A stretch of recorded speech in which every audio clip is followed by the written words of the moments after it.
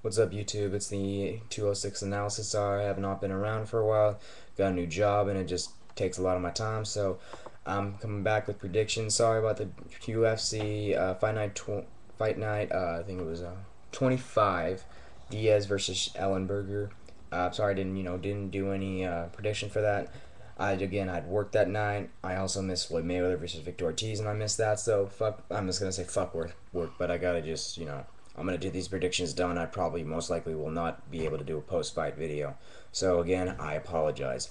So the first fight of the night is Ben Rothwell. I do main card. Ben Rothwell versus Mark Hunt. I kind of saw this fight happening one day. These two guys' names, just in my mind, I said this will most likely become a matchup in the UFC sooner or later. They UFC probably, I don't know if they'll get rid of Mark Hunt, even though his record stands at a 6-7, even though it's not really UFC record. But again, you can't really doubt him for his notable UFC wins. Ben Rothwell, he has wins over some pretty well respected fighters. Not saying Gilbert Ivo, definitely not. Gilbert Ivo is a, let's just say I really don't respect uh, Gilbert Gilbert Ivo, and I don't find him that big of a win. He's done. But so in this fight, I see the fight going to a decision for Rothwell because Rothwell is the bigger man. He's always been the bigger man. He's the better wrestler, better grappler than Mark Hunt. I don't see Mark Hunt getting these fights. Most of his wins in Pride were just split. He had a split decision win. I forget. Even though I remember he had a split decision over Vanderlei Silva or Mirko Krokop. His wins in Pride were different than they are now. He's not the same fighter anymore.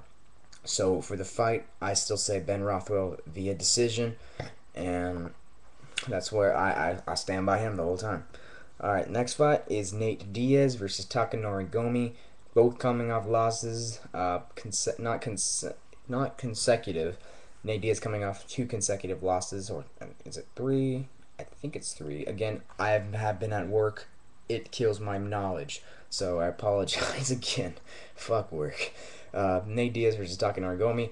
For the fight, I don't see anyone going down in a knockout. I see Nate Diaz taking the fight by a submission because, again, Nate Diaz's grappling is twice as better as Takanori Gomi. Takanori Gomi was one of the greatest Japanese lightweights in the world. I don't consider him the greatest, but I consider him up in the top three greatest lightweights in the world. His great grappling isn't as superb as a guy like him you would expect him to have. So I take Nate Diaz by submission in the second round because grappling and jiu-jitsu has always gotten him through many of these fights, and I say that he'll take the fight by a submission.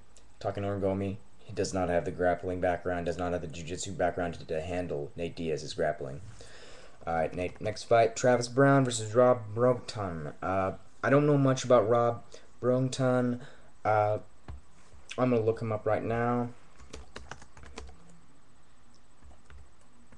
Hope I got his name right. Yep, spot on. Got his name right. All right. It looks like he's 15-5. He's only fought once at UFC 129, which was back in UFC 120, which has almost been a year ago. Fought Vincius Quiroz. Obviously, this was in the preliminary. And it says that Quiroz or something tested positive for steroids. Looks like he's a very mixed fighter with 7 knockouts, 5 submissions, and 3 decisions. Looks like he's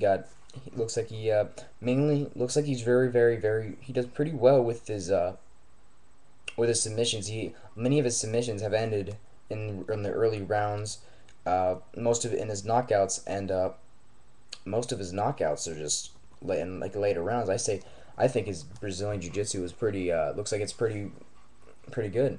But with Travis Brown has a great wrestling background. He's great at with takedown defense. You saw what he did with Stefan Struve. Even though Stefan Struve is basically that guy we would like to see strike the tallest fighter in UFC history.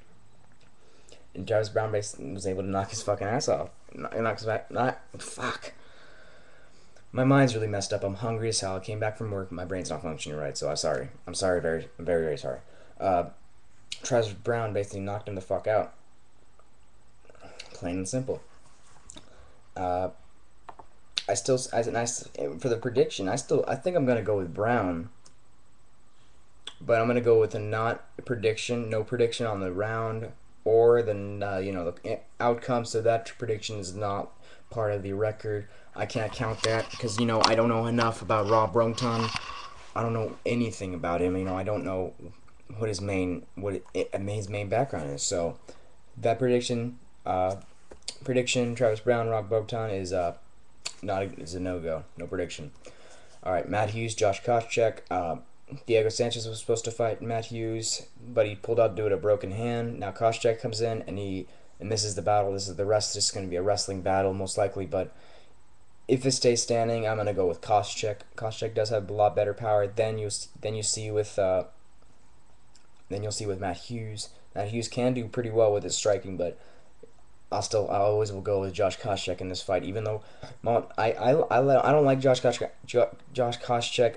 I don't, but I respect him as a fighter and I respect his wrestling, and I know his wrestling can get the job done for him.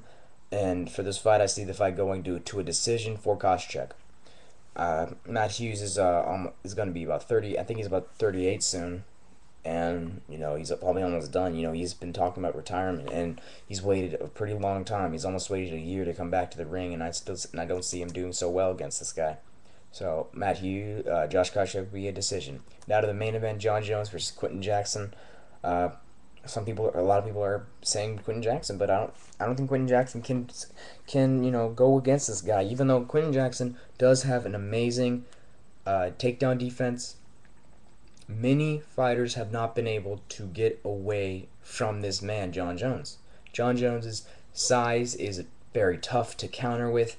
Basically, if you get into a clinch with him, he's gonna be taking you down. He has the long legs. He's the taller man, and most of the time, the taller you are, the better chance you have. He's the bigger man, and I see him dominating the fight.